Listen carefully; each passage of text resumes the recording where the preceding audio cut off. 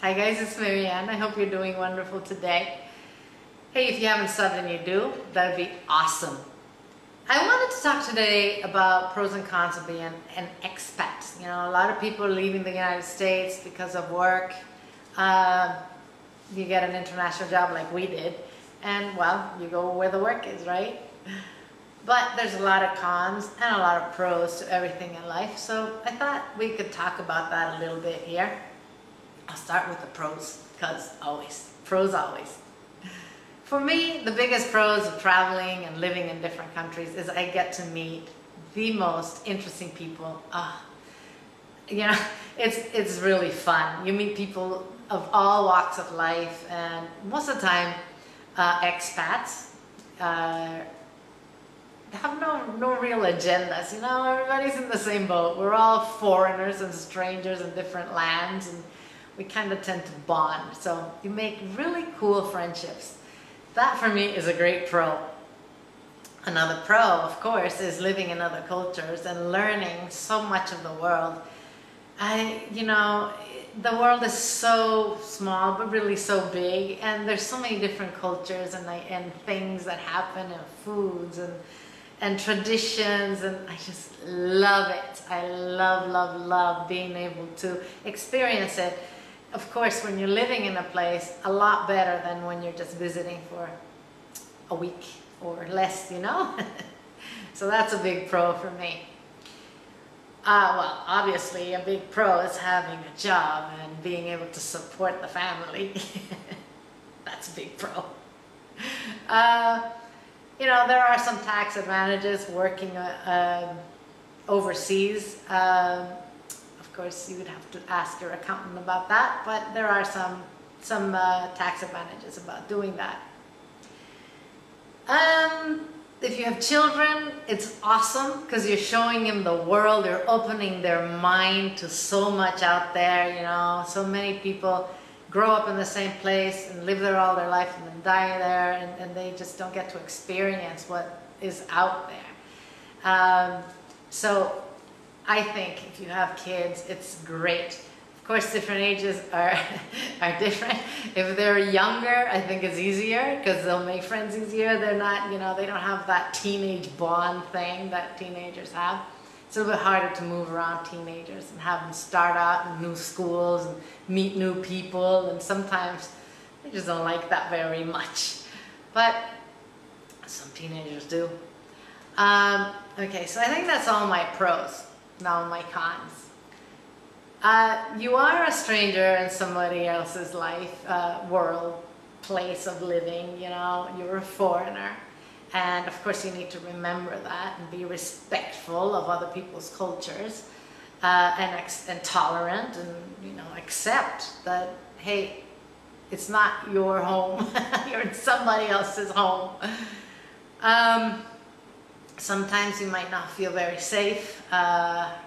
You might not, you know, things happen and you might feel vulnerable. Like, for example, here, which is generally a very safe place, but within the last month maybe, one of our friends who has a business here, somebody hired a hitman to go shoot him. You know, fortunately, he was able to, you know, attack his shooter, and it just ended up being a very bad night, let's say.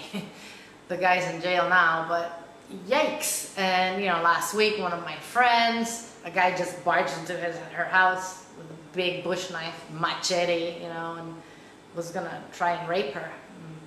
She went berserk on him, started banging a chair against the floor and screaming her head off, and he kind of got scared and left. Fortunately, he is in jail too, but, you know, of course, things happen everywhere. But I don't know, I kind of tend to feel a little insecure when things like that happen and I'm not home, you know? Another con is, well, it can be a con and a pro, but, you know, if you're a shy person and you're closed in your ways and you only eat certain foods because that's the only thing you like, and, you know, you're not willing to reach out and just talk to other people, or, you know, just be friendly and come out of your shell, you're gonna suffer if you're away from your home, especially if you're in a place where they don't speak your language. And well, the only people you're gonna be able to speak your language with is your family and some friends that you make, you know. It'll be hard. And the food thing's important. I mean, you have to open up your world and your mind and be willing to try new things. And you know, it's very possible you're not gonna find the stuff you're used to eating.